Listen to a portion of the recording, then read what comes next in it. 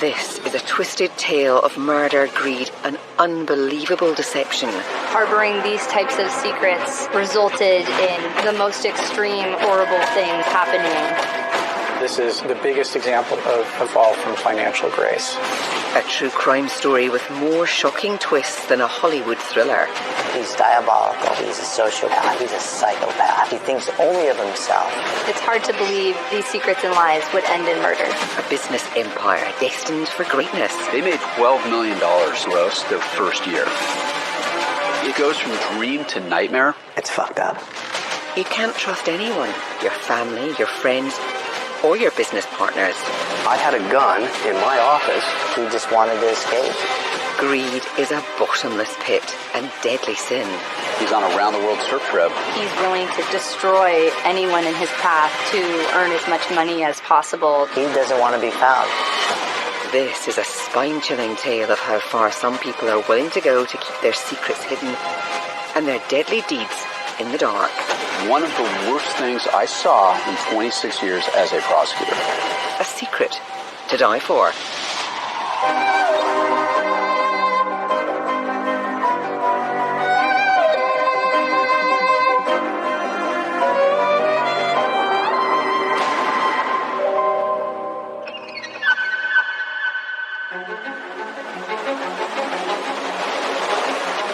Orange County in Southern California is the land of beautiful beaches, endless opportunities, and warm weather all year round.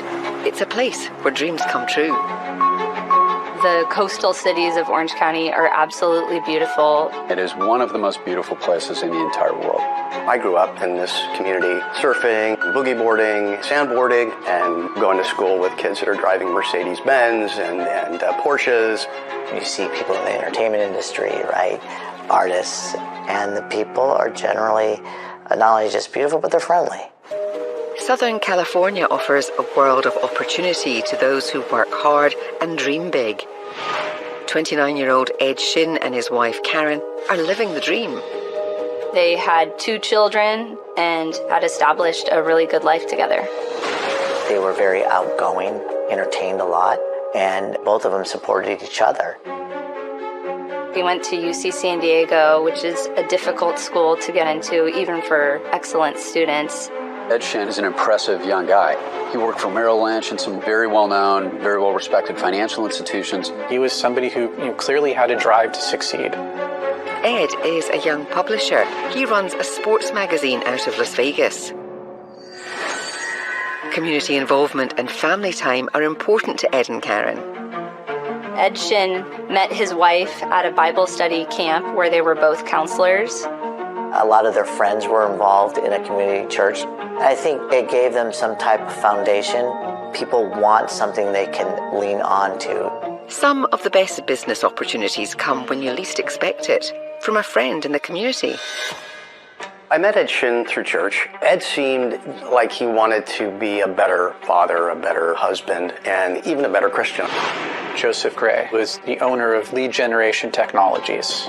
In the advertising lead business, there's essentially these numbers that we see on TV, like, if you want to consolidate your debts, call this number, and people will respond to those advertisements, and then they'll act as a middleman with the professionals that are actually selling the service.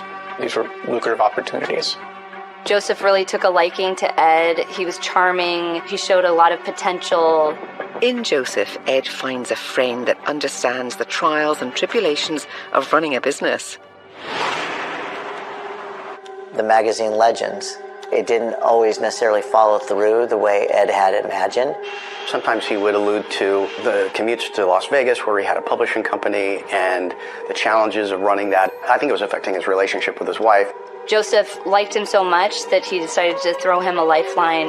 I said, I'm starting something new, and I think you might be an asset and a fit for it, and invited him to consider joining our organization.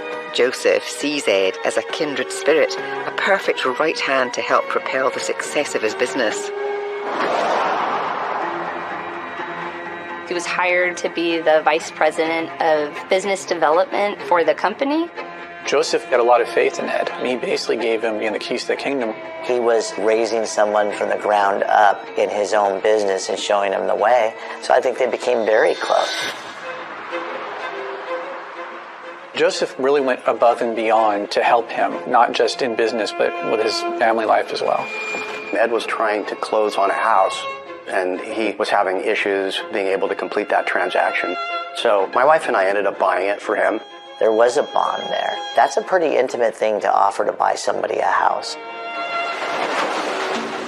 LG Technologies has many vendors, and one of them is the marketing company Lead Point, which is represented by a fun-loving 30-year-old man named Chris Smith. Chris Smith was the quintessential California surfer.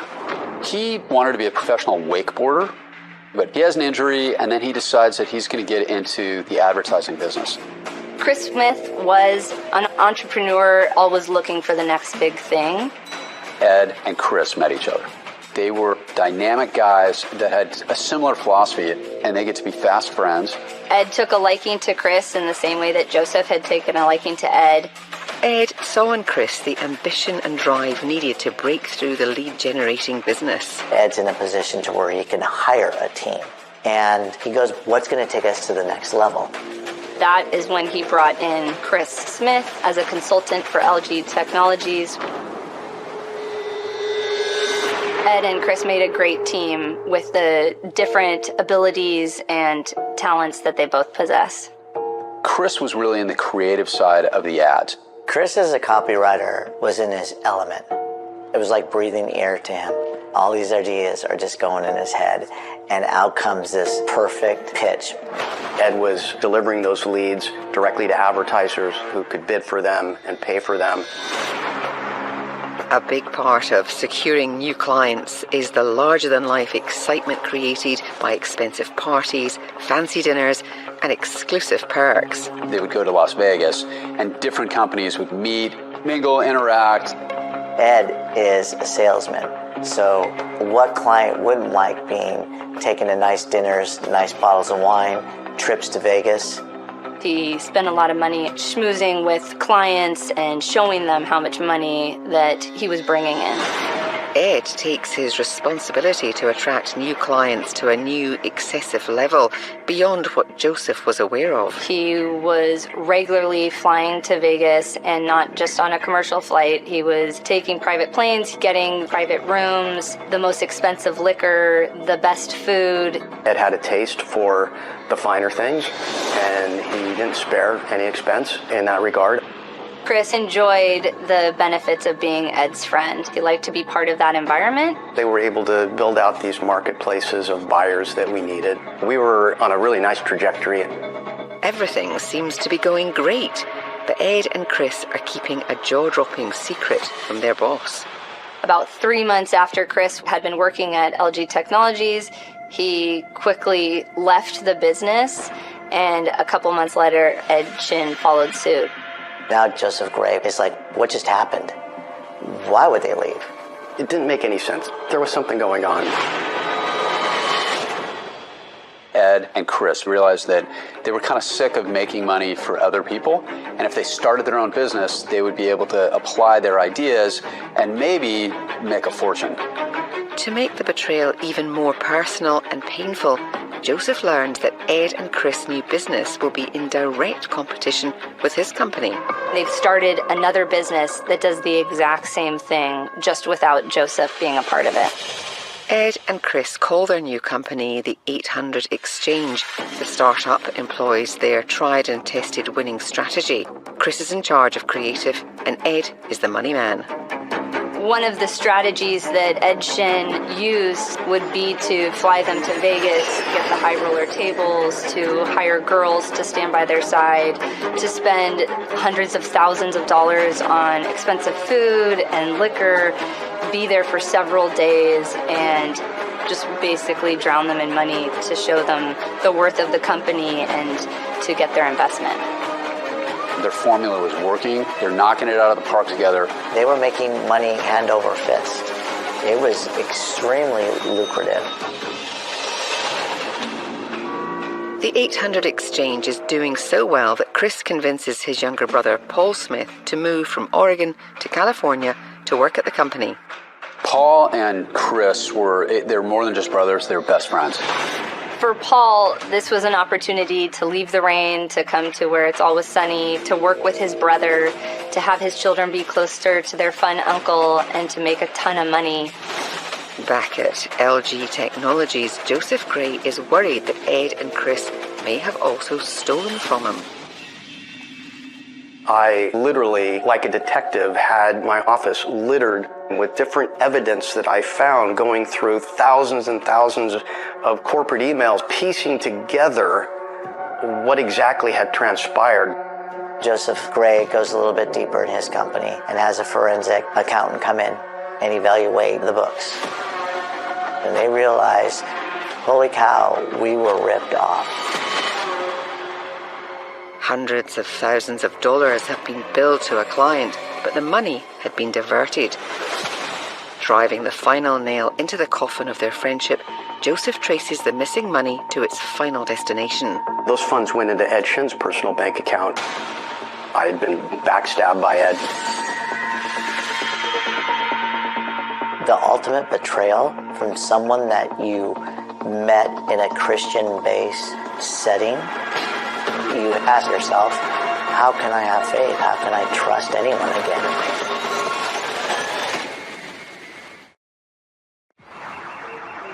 A forensic accountant has uncovered a startling secret. Ed Shin made changes to LG Technologies' system in order to reroute money to his personal bank account. We realized after looking a little bit closer that there was shy of $1 million in actual cash that was embezzled. Ed embezzled money from somebody who had really mentored him, both personally and professionally, someone who had put all of his trust in him. It was obvious that there was some wrongdoing. He betrayed that trust completely. But beyond that, there were leads that were most likely siphoned off from our TV stations and converted into cash off the radar. I'd say probably another $1 million. When you realize that you were duped, it really sets you back in how you view people in general and your willingness to trust. Despite the bad blood and potential criminal charges, business at 800 Exchange is booming. Ed and Chris were a phenomenal team. They were unstoppable. They're killing it. They made approximately $12 million in their first year of business, and it's almost all profit. They complemented each other. They just had that drive, the background, the creativity, the business sense at that surface level. With the growing list of Fortune 500 companies joining their client roster, young entrepreneurs are living the lives they've always dreamed of. Ed was a wealthy businessman, and he liked people knowing that he was that. He loved the appearance of being powerful, flashy cars, nice clothing, nice dinners, nice bottles of wine. Once again, Ed is leading the lavish lifestyle with frequent trips to entertain and impress his clients. He loved Vegas. He loved the gambling tables. He would go out and he was spending serious amounts of money. Unlike Ed, Chris is more careful with his money and isn't going on any crazy spending sprees. Chris is, in a lot of ways, the opposite. He's the kind of laid-back surfer guy, the guy who's kind of rolling in at 5 o'clock to pull an all-nighter wearing shorts and looking like he came off the beach. Chris Smith was not alone in his beliefs that corporate life was not necessarily the healthiest way to go, and he couldn't wait to make enough money to go and surf around the world. He wanted to be free and live a life of relaxation, embracing what this world has to offer. Chris's charisma and fun-loving personality attracts the attention of lots of beautiful women. The guy's incredibly good looking. You look at pictures of Chris and it's like, I want to introduce him to my daughters. One beautiful woman makes a heart-pounding connection with Chris. Erica was a ballet dancer from Northern California, gorgeous, fiery redhead, very likable, great personality, down to earth. She met Chris at a New Year's Eve party and they immediately hit it off. They shared a lot in common. They liked the outdoors. They would go on trips together, the concerts, hikes. She was able to tame Chris. She was exactly what Chris needed. And Chris's brother, Paul, and his parents absolutely adore Erica. The Smiths thought that they'd hit a home run because when Chris introduced Erica to his family, they loved Erica. Chris told his dad, I think this is the one. He had everything planned out to ask her to be his wife. But not everything is hunky-dory for Chris and Ed. They have a big problem. My business filed a civil case against Chris Smith and Ed Shin in the neighborhood of $10 million. It was for breach of contract and a number of different things. Joseph Gray also files a criminal case against Ed Shin to recover the money Ed stole from LG Technologies. I personally made it a mission. I'm going to hold Ed accountable. I suspected that Chris knew quite a bit, but I don't have any direct evidence. The local police department had enough evidence at that point where they were able to arrest Ed, who made bail, as people often do. Facing troubling criminal charges, Chris confronts Ed point blank, desperate for the truth. Chris confides in his brother. Hey, I'm scared. I don't know what's going on, but let's give Ed an opportunity to clear things up. And Ed's reply is, I didn't take anything. This is crazy. I'll take care of it. And this is somebody that Chris trusted implicitly. Chris needed to believe in that relationship because Chris was tied to their new business. Life and business go on, but the looming charges seem to affect Chris and Ed differently. Even after the embezzlement charge, Ed's lifestyle did not change. He did not appear to be affected by this significant impact on his business and his professional image. He's still going to Vegas, entertaining clients, still trying to generate revenue, but you have something holding over them, and it's eating away Chris. Chris was very concerned about these lawsuits. Even though he wasn't charged criminally, this is Chris's moral compass that's now being in question. As his new company comes under the microscope, Chris's laid-back attitude is replaced with growing paranoia about Big Brother. He had these borderline conspiracy theories. You don't want the government to always locate you. There's too much data out there. With fears of conspiracy, Chris does what he can to protect his assets. Chris expressed distrust in the banking system. He had even gone so far as to stockpile tens of thousands of dollars worth of gold around his apartment. His girlfriend talks about how the stress seemed to be getting to him. She's a little worried about him. Deception, betrayal, and a thirst for vengeance are causing turmoil in the lives of the tech entrepreneurs Chris Smith and Ed Shin. And pressures are building on all fronts. Chris's headspace was clouded, and a lot of heavy things started coming down. Shockingly, the happy-go-lucky, previously peaceful man has a deadly plan to bury his troubles. He tells Erica, I want to kill Joseph Gray and torture his family.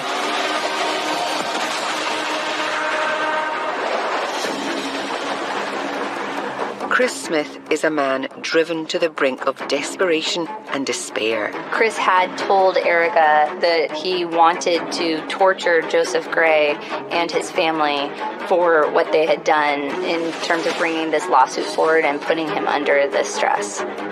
You have to be in a pretty dark place. This was very unusual behavior for Chris, and people around him were concerned about it.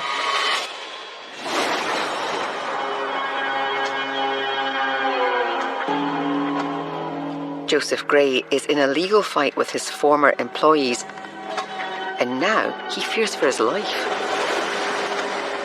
I hired a security person who would be at the office that knew what Ed looked like in case Ed were to show up. I had somebody posted at my home, and people thought I was probably nuts. Joe's totally overreacting. In my worst nightmare, Ed shows up with a gun. And the pending lawsuits continue to build anxiety and uncertainty at 800 Exchange. For Chris, this was really stressful. It made him question if he should continue being in this type of a business. He talked about being a rat in the corporate world. Chris has an idea to regain his sanity and peace of mind. Chris expressed to his family that he was interested in leaving the business world and getting off the grid and starting his next chapter, like being a bartender on a beach somewhere and surfing for the rest of his days. Every surfer in California and probably everywhere else in the world dreams of sailing off into the sunset with a beautiful woman under one arm and a surfboard under the other. With faraway beaches filling Chris's thoughts, very real legal issues hit Ed at home. Ed Shin is found guilty of embezzlement. He was sentenced to state prison pending successful completion of about $700,000 in restitution.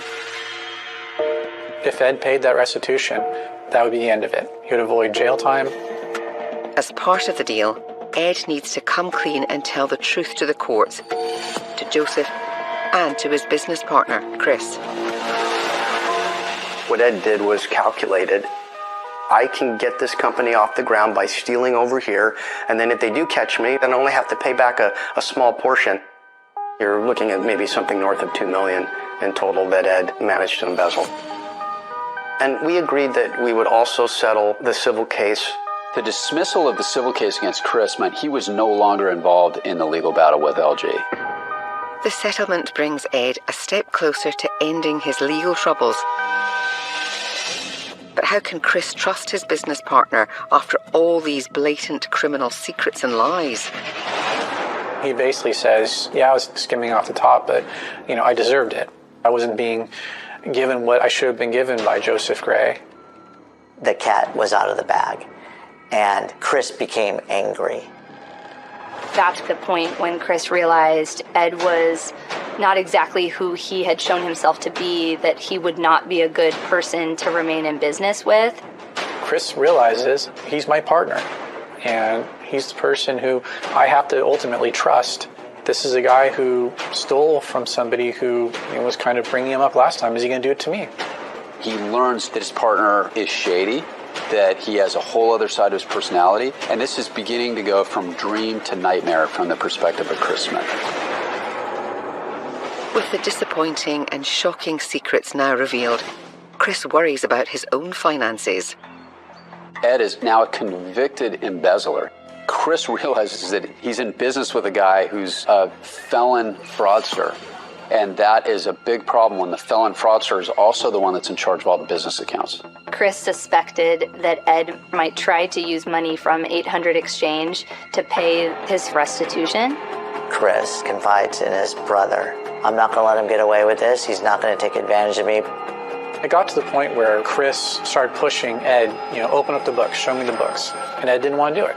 Ed pushed back. So Chris ended up bringing his own lawyer into the mix. And there's even more tension between these two guys. Chris is determined to see the books to protect his interests, and he has a card up his sleeve.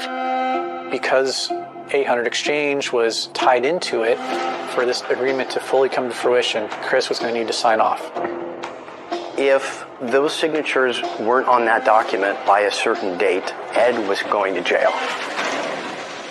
Ed needs Chris's signature, so Chris demands some changes. Chris has put in certain things in the business that would give him a little bit more control. There's going to be some restrictions so that Ed doesn't have complete control of finances. And Ed reluctantly agrees to meet his friend and business partner. Ed has agreed to give Chris access to the books and make sure that there has to be 2 signatures on every check. So they schedule a meeting. Ed and Chris were set to meet at the business, and Ed would show the books to Chris. The stage is set to expose new secrets, lies, and deceptions that will change the lives of these partners forever. If Ed had been stealing from his own company and from Chris, then that would have been a major problem.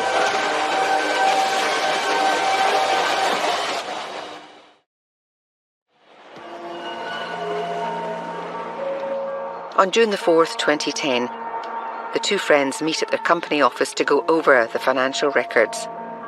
Chris has every intention of remaining in the company despite his growing concerns about Ed. Chris wanted to make sure that the restitution money was coming out of Ed's own pocket. Chris was doing what he could now to put those checks and balances in. Suddenly, the meeting takes a turn. Chris has a life-changing epiphany. I want to get away from this and drop out of the rat race permanently. Chris decides he wants to sell his shares in the business and leave the corporate rat race behind. Ed agreed and said that he would give Chris $1 million, and Chris could leave the country and move on to his next chapter. He always talked about how wouldn't it be great to make a bunch of money, retire early. So Chris reaches out to his lawyer with the news.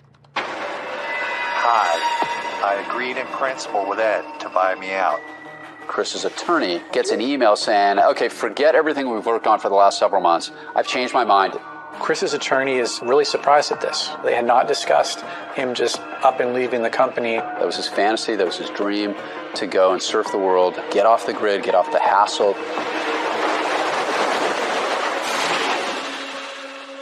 Next, Chris shares his new plans with the family. I'm going on a vacation, probably a 3-week trip to Galapagos Islands and Costa Rica. Need to just get out of the matrix and find myself. I had been bought out by Ed, so I have the money. I'm going to go live life. I'm going to go surf the Galapagos and then go through South America, and I'm going to take this wonderful round-the-world surf trip that every surfer dreams of. Give me this time. I'm just taking a short 3-week vacation. And after that, I'll regroup and we'll meet up. The impromptu adventure isn't out of character or unprecedented for Chris. Chris was the type that sometimes would just escape. He would go to Indonesia every year or so and do a boat trip there. He took his brother Paul on a 3-week trip to Tahiti. And that was typical of Chris. As Chris sails away from his problems, Ed gets a handle on his new responsibilities. With Chris gone, Ed was feeling tremendous pressure because not only did he have to pay the restitution for the embezzlement, but now he had to find a way to rebuild their business. There's a bunch of emotions going on within the entire 800 Exchange company. Paul's frustrated as well. His brother, who brought him into this company, has basically kind of bailed and taken off without any warning.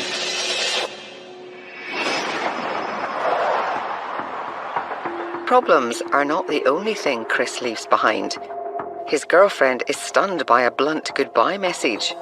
Erica also received an email in which Chris broke up with her. She gets dumped basically through an email. He said, I don't want to get married. I did meet someone else, and we're on a trip together. You can imagine how devastated Erica was. She thought that she'd been bailed on, abandoned by this guy who promised to marry her. This had to be absolutely devastating to her. Now he's telling Paul, you never guess who I'm with. I'm with Tiffany Taylor. She's a Playboy playmate. She's beautiful. Paul receives a photo of his brother's great new life featuring a seductive brunette. He's with a beautiful Playboy playmate. He's on a yacht. It couldn't get any better. Literally is living the dream. Heartbroken and betrayed, Erica wants to talk to Chris, but he's not interested. He says, I'm not taking my cell phone. I don't want people bothering me. He's getting on sailboats, and he's not going to have any internet access. So I will try to reach you when I get to an internet cafe. She's left with a lot of questions. Chris just took off.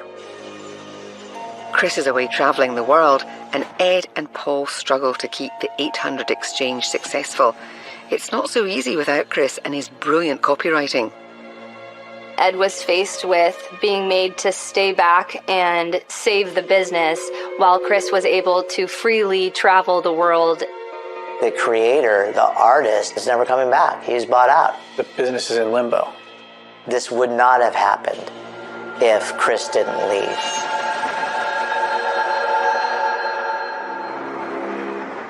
But dropping revenue doesn't change Ed's legal financial obligations to Joseph Gray. It just makes payments harder. Ed was continuing to travel to Las Vegas regularly in order to wine and dine clients and try to bring in more money. He has to convince everybody that, don't worry, I have it under control. Then Chris's family receives another surprising message. He decided to extend his 3-week excursion. He needs a little bit more time, so he goes, I'm going to extend this for 2 more months. I want to be alone. I don't want anyone to find me. Who could have ever fathomed what that would turn into one day?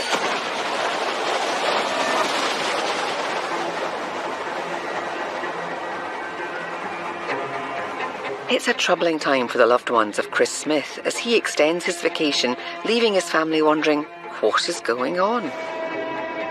He had told his family that he would leave and abandon that high-speed, high-drive lifestyle. They were surprised that he would do it the way he did. Amazing sailing for the past 2 weeks. We are on a 45-foot sailing yacht, so there's no internet or phones, just us and the sea. They were dependent on him finding the next internet cafe to send an email from wherever he was, but never really sure of his exact location and did not have a way to get a hold of him if they needed to. The lack of communication sets a stage of desperate uncertainty that worries his parents. Chris's dad started to become very suspicious and asked questions that only Chris would know. Chris, if this is you, what lake did you grow up on? Dad, I'm fine. Stop tripping. Then I'll tell you about Kelly Lake. Chris responds with the correct answer. So, at least temporarily, Chris's dad is satisfied. Chris continues to update his family from port to port with brief messages of his adventures. Then they get one saying, hey, I'm in India now. I just met this guy. I'm going to get on his yacht and go to Africa. He's talking about traveling through Rwanda and trying to sell gold coins. He's talking about going to the Congo to buy a conflict diamond for Paul. Now it's starting to get a little dangerous. Is Chris putting himself in a place of danger because he's stressed? I'm a white kid going to Africa with literally a pocket full of gold to buy conflict diamonds in a war zone. Like that, it is the most dangerous thing that a parent could possibly imagine. As Chris ventures into treacherous territories, his emails become few and far between. His family's deeply concerned. Maybe he's injured. Maybe he's in a hospital. The length of this trip keeps on expanding. There's no end in sight.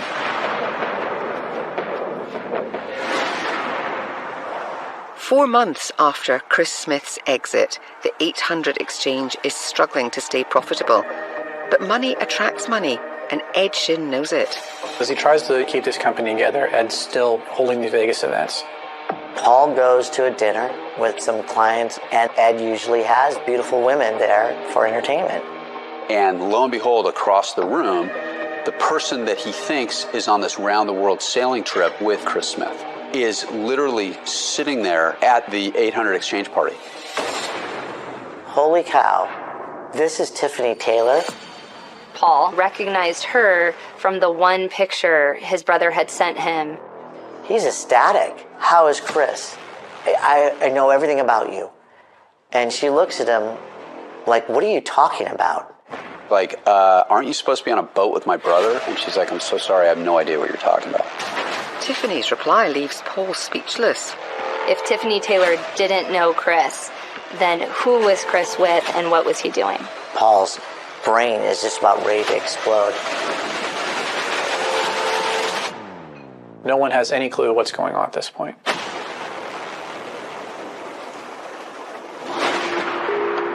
Paul can't get a hold of Chris until he receives an alarming message. This last year has been the worst year of my life. I even contemplated suicide. It becomes increasingly apparent to the family that Chris is disturbed, he's on the edge, and he's making really bad decisions. Then, over Christmas, 6 months after he left the US, the emails from Chris Smith come to a halt. The worry starts to increase. Your mind starts to wander. Your son is either alive or the worst has happened. Debbie is checking hospitals. Steve is contacting the State Department, the embassies. Now, grief-stricken and perplexed, Chris's parents need to do something for information, so they file a missing persons report. Detective Julia Bowman is assigned to the case. From the moment that I opened the case file, there was so much that was wrong with it. There were so many red flags to me. Nothing is going well for the former business partners. Chris has stopped all communications home, and Ed's business has crashed and burned. Chris is instrumental for the success of the company. Once he disappears, the company basically goes down the drain. This was very damaging to Ed's ego. He was accustomed to being on top, being successful, and his credibility was in question, and his business was failing without a successful way out. This is the biggest example so far of kind of this fall from financial grace. Disgraced and embarrassed, Ed closes the business and moves out. In January of 2011, literally overnight, on a weekend, Ed packed everything up and just abandoned the office space. He leaves without paying $40,000 he owes to the property manager. It just so happens that Joe Dallow's PR firm has offices in the same building that Ed did. The landlord was like, can you help me track this guy down because he owes me a bunch of rent? He said, Laguna Beach was in the complex looking for Shannon too. I said, Laguna Beach, we're in the city of San Juan Capistrano. What's Laguna Beach doing in here? According to Laguna Beach Police Department, Chris's dad filed the missing persons report because they lost communication with him. And we said, oh, that's interesting. So suddenly you have one business partner who appears to have fallen off the face of the earth, another business partner who appears to be missing, trying to deduct these required payments. I asked if the property was still open and vacant, and he said yes. So I go, great, can we go in there? And as we're looking around, just nothing really there to see, I go into Chris's room. And on the light switch looked like a small pea-sized blood stain. With the discovery of blood at the 800 Exchange offices, authorities are notified about a potential crime. At this point, it was becoming pretty clear that this was not going to have a happy ending.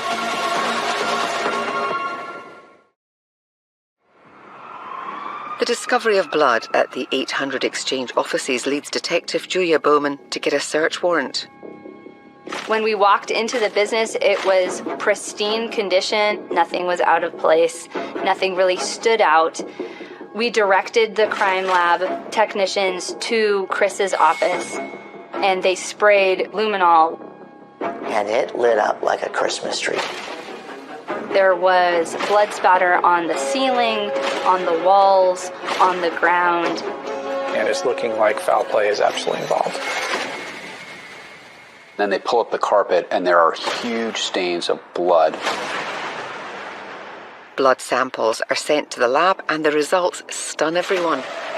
When DNA is done, they're able to make a link between the blood that's recovered at 1-800-EXCHANGE under the carpet and the family of Chris Smith.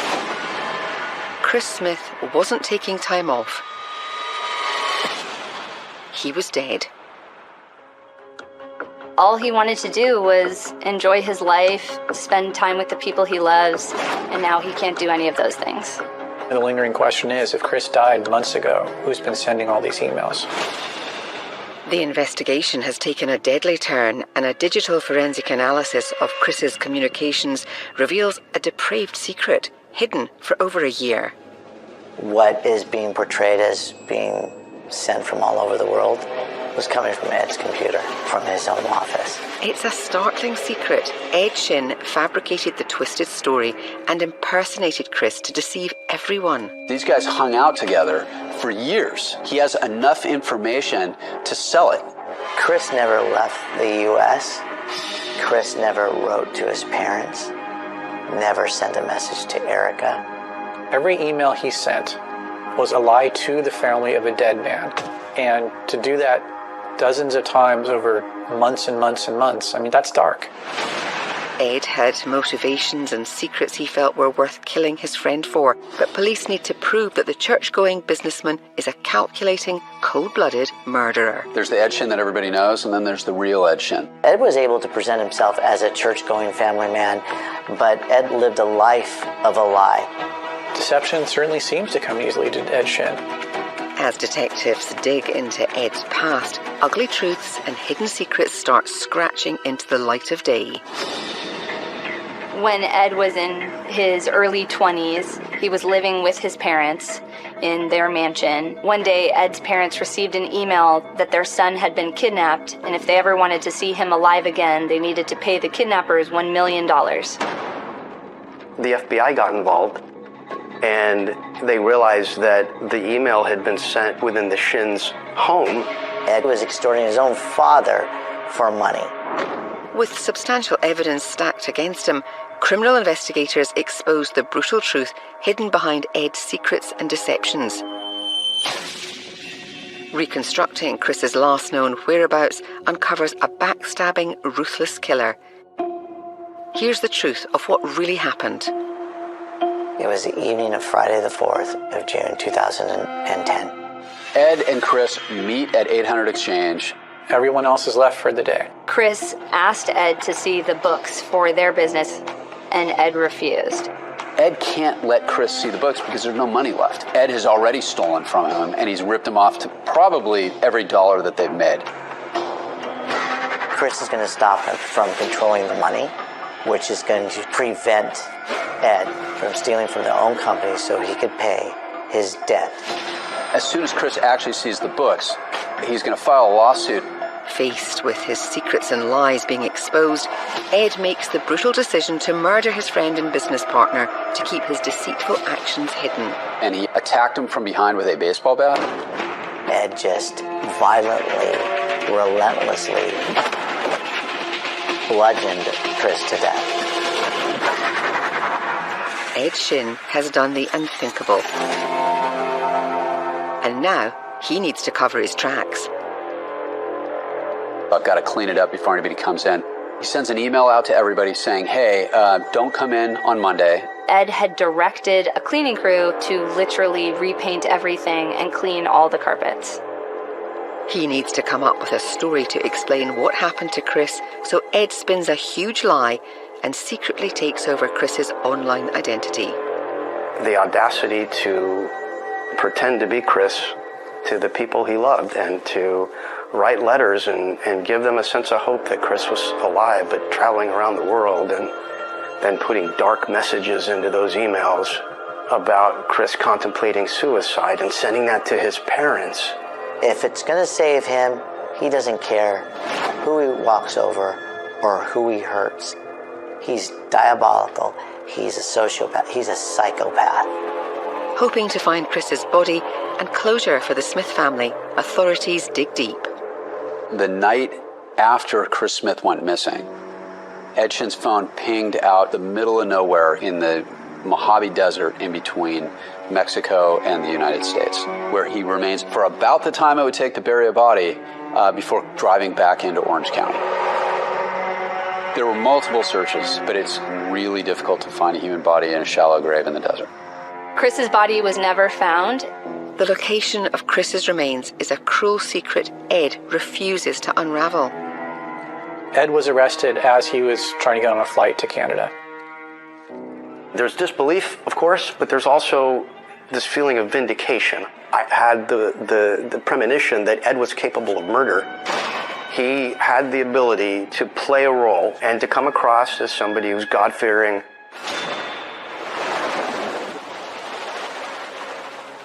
Ultimately, Ed was brought to justice for the murder of Chris Smith. It was the fastest jury deliberation in Orange County history for the guilty verdict of life without the possibility of parole.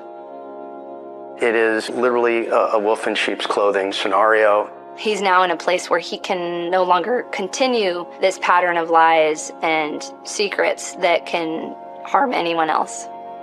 Even after his death, Chris Smith leaves a lasting impression in the lives of many. I connected to Chris because he lived in my neighborhood. We'd surfed all the same spots. He's like a lot of friends that I have. I was blessed with being able to take Chris's surfboard back to the family.